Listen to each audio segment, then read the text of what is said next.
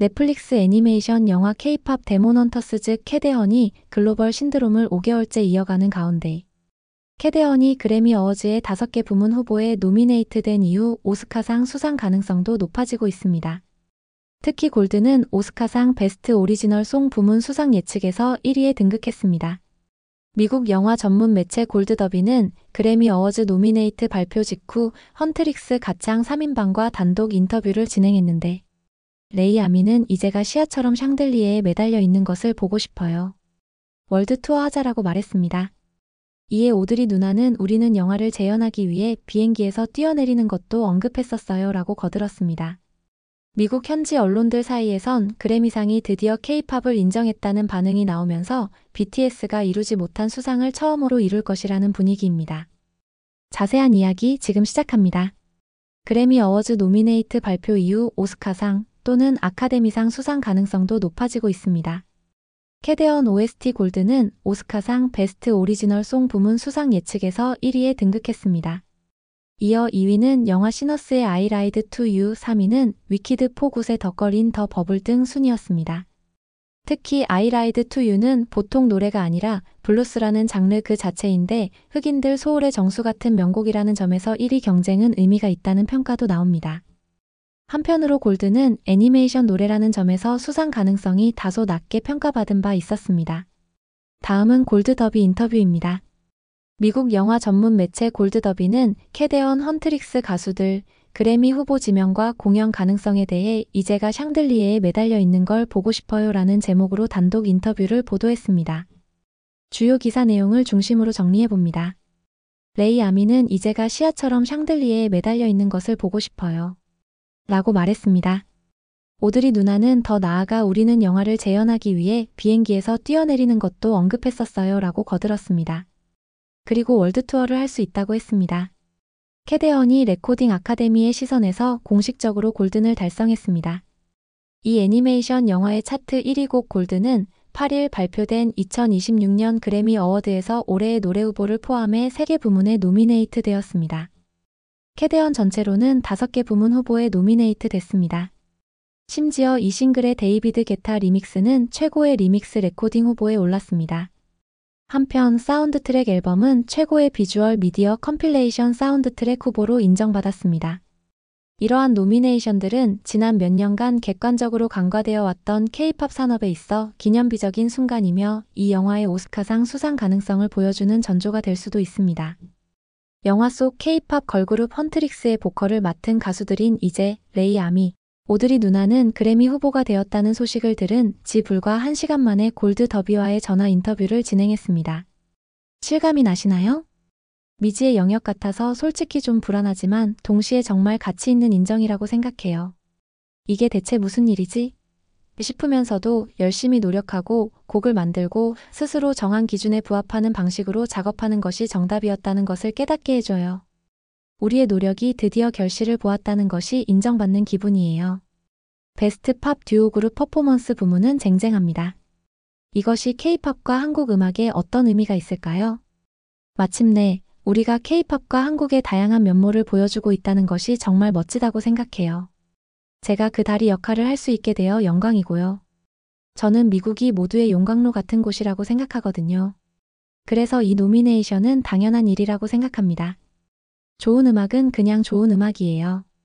이제 한국 음식도 대세잖아요. 여러분, 고추장이 이제는 어느 식당에 가도 있어요.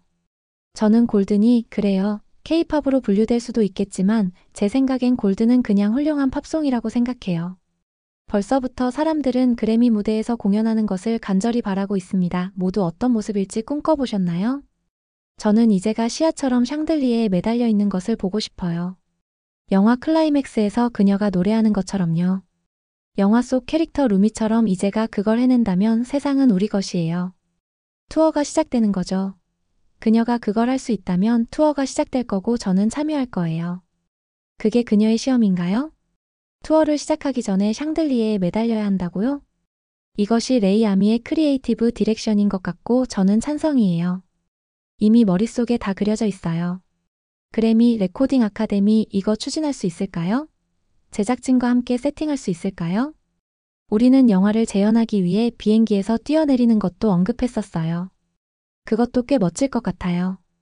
BTS가 공연했을 때는 전국이 훅에 매달려서 천장에서 내려왔잖아요. 이제 어서. 넌 할 수 있어. 보세요. 쉬워요. 이 노래로는 안 돼요. 너무 어려워. 횡격막을 밀어서 더 많은 지지력을 얻으세요. 농담이에요, 농담. 여성 퍼포머와 걸그룹을 대표하는 기분이 어떤지 이야기해 주시겠어요? 여성이라는 것 아시잖아요? 그건 우리가 강력하다는 것을 의미하고 그 음들을 소화할 수 있다는 뜻이에요. 우리는 해낼 수 있어요. 우린 잘하고 있어요. 우리는 강력하고 위험합니다. 트윗 전송. 우리는 데모넌터스이에요. 잊지 마세요.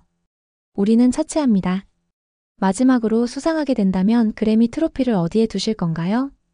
저희 엄마 집에요. 엄마를 위한 트로피가 될 거예요.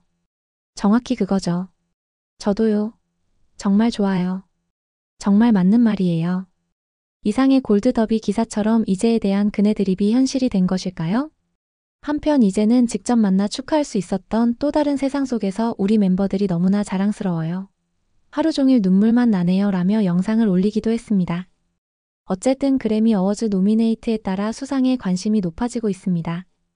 그래미 어워즈는 1959년부터 이어진 시상식으로 빌보드 뮤직 어워즈, 아메리칸 뮤직 어워즈, MTV 비디오 뮤직 어워즈와 함께 미국 4대 시상식으로 꼽히며 그중 가장 높은 권위로 평가받습니다.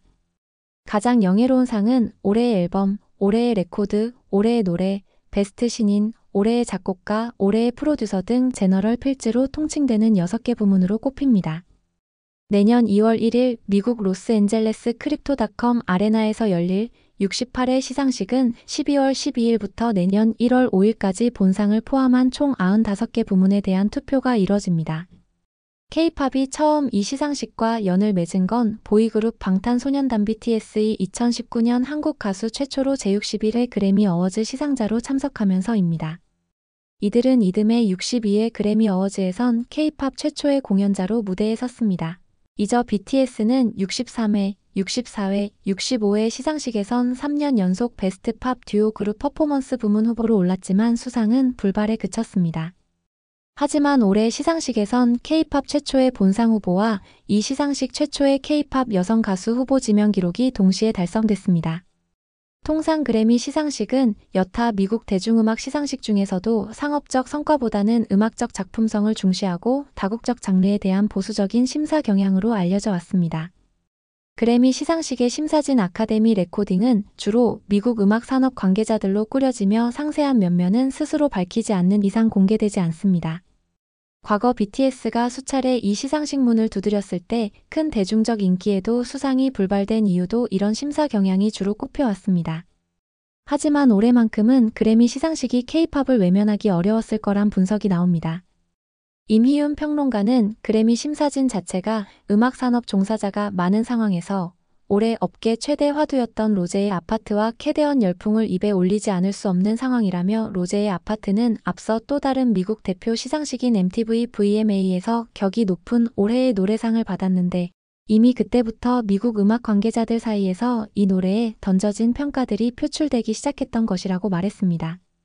정민재 평론가는 앞서 후보 지명에 성공했던 BTS의 노래들도 대부분 영어 가사였고 한국어로 된 노래는 단 한 번도 후보에 오르지 못했다며 골드는 특히 한국인 K-팝 작곡진이 많이 참여했지만 실제 곡의 성격은 전형적인 미국식 팝에 가깝다.